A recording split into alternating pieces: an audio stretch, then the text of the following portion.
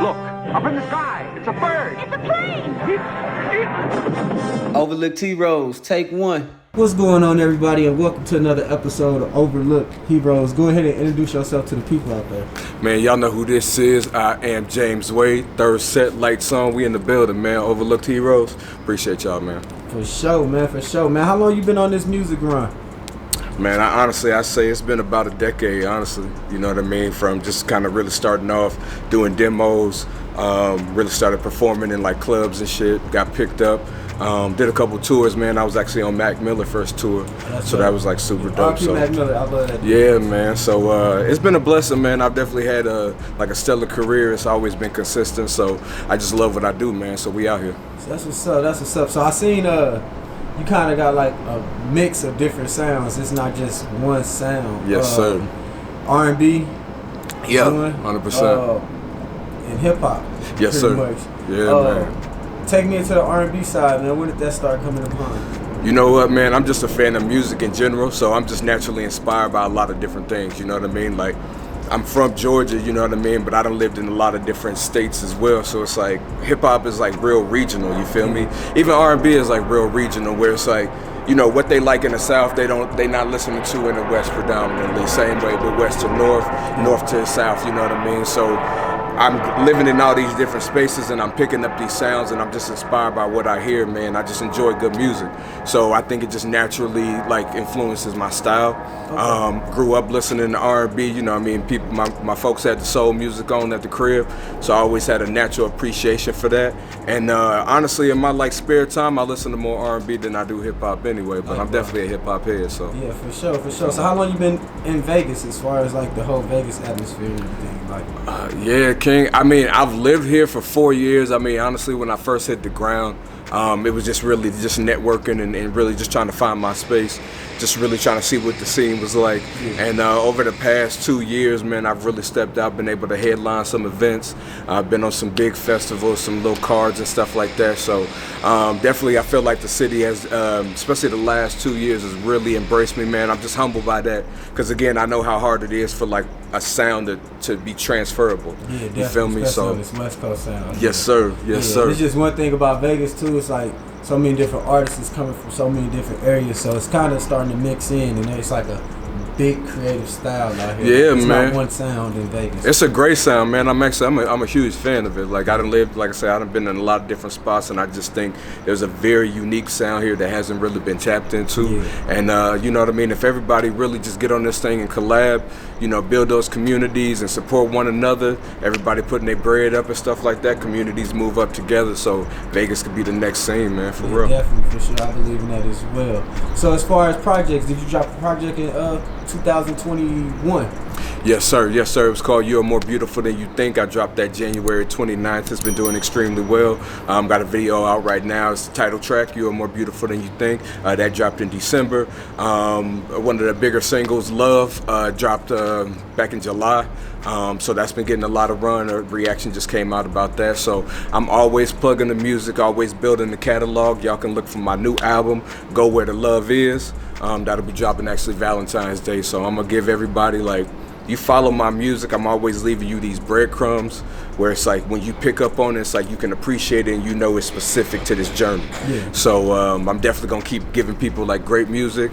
When people jump on, then they're like, oh snap, I gotta go back and listen to some old music. Yeah, definitely. And they start to see like how I'm like kind of building that house for them. So yeah, that's dope. That's dope. Did you have that like in mind as you was doing the projects, or did it just like click in? Like, you know what? I can hear myself how I'm leaving these breadcrumbs behind for the next project, or was it set up? I think kind of I was doing it first. It was like natural, and then I started doing it with intention. Because then it was like, okay, I want to strategically make sure in these songs I'm leaving these behind.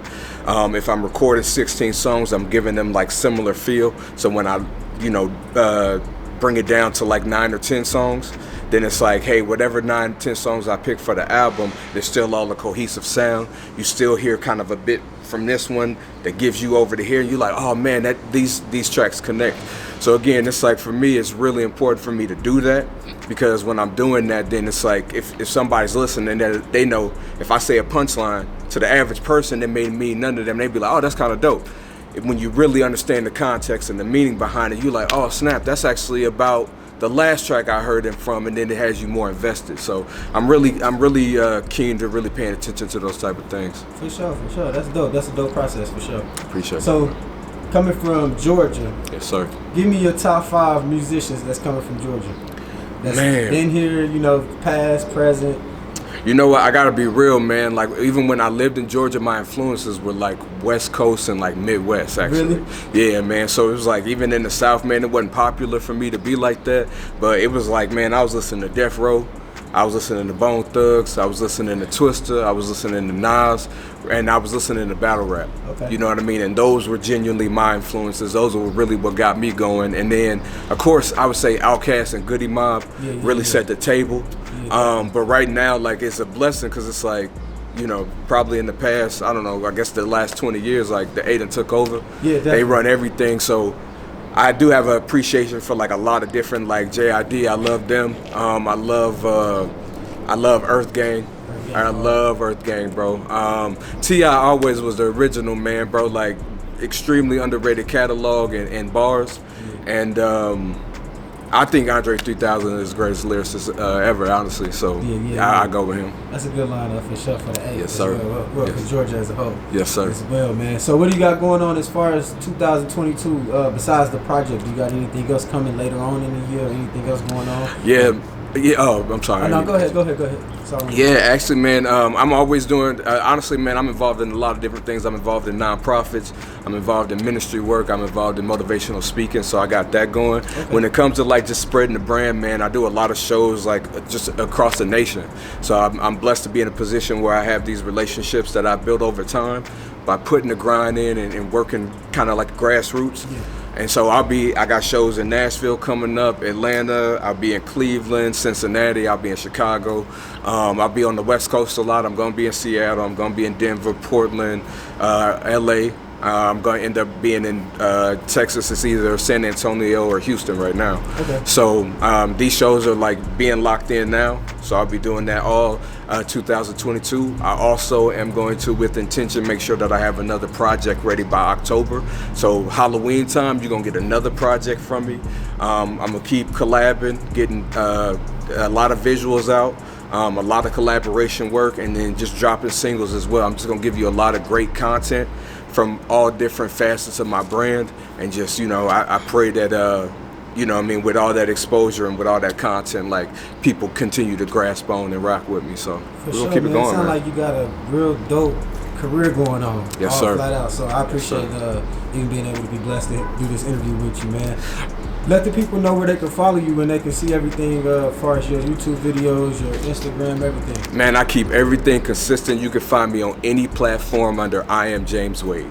Twitter, Facebook, Instagram, TikTok, YouTube, even Spotify, Apple Music, all of them, you'll find I Am James Wade. You put in that as the you know, the backslash or whatever, and you'll be able to find me on any site. So, yes, sir. Yes, sir. I want to keep it consistent, man. Exactly. It's best that way. Some people be having 4 different names for 4 different social medias. 100%, man. It's hard to find. It don't make sense. But like I said, man, it was a blessing to have you on the platform.